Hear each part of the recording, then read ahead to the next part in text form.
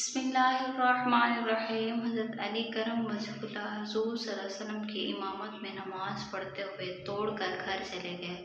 वह वक्त जब 3 जलील और कदर फरिश्ते जिब्राईल अलैहिस्सलाम, मिकाईल और इसराफील अलैहिस्सलाम को बैक वक्त हरकत में आना पड़ गया। ईमान अफरोज़ वाक़या, एक दिन हुज़ूर अकरम सल्लल्लाहु अलैहि वसल्लम ने नमाज असर पढ़ाई तो पहला रकू इतना तवील फरमाया कि गुमान हुआ कि शायद रसूल सल्लल्लाहु अलैहि वसल्लम सर ना उठाएंगे।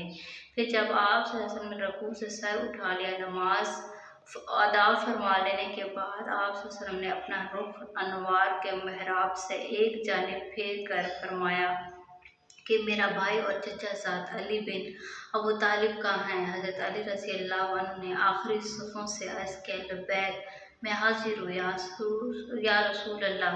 आप सल्लल्लाहु अलैहि वसल्लम ने फरमाया, ए अबू हसन, मेरे करीब आ जाओ। चनाचा हज़रत अली रज़ी अल्लाह अन्हु आप सल्लल्लाहु अलैहि वसल्लम के करीब आकर बैठ गए।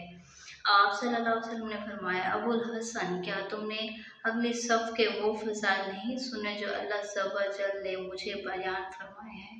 अर्ज़ किया, क्यों नहीं या रसूल अल्लाह। इरशाद फरमाया, फिर किस चीज़ ने तुम्हें पहली सफ़ व तकबीर औला से दूर कर दिया? हसन और हुसैन रज़ी अल्लाह अन्हु की मोहब्बत ने तुम्हें मशगूल कर दिया था। अर्ज़ किया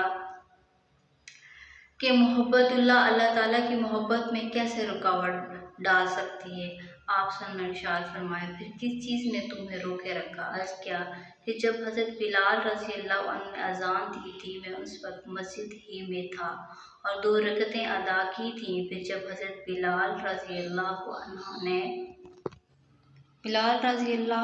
ने अकामत कही तो मैं आप सल्लल्लाहु अलैहि वसल्लम के साथ तकबीर ऊला में शामिल हुआ।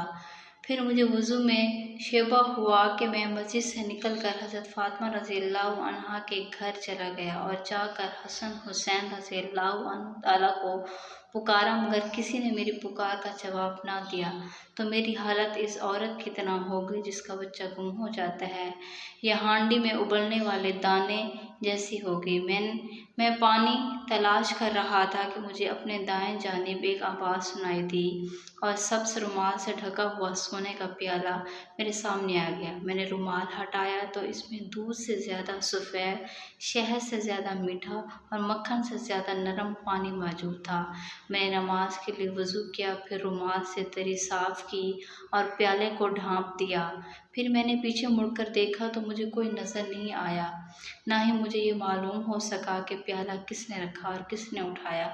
आप सल्लल्लाहु अलैहि वसल्लम ने गैब की खबर देते हुए मुस्कुरा कर इरशाद फरमाया, मरहबा मरहबा, ए अबुल हसन, क्या तुम जानते हो तुम्हें पानी का प्याला रुमाल किसने दिया था? अर्ज़ के अल्लाह उसके रसूल अज़्ज़ व जल बेहतर जानते हैं।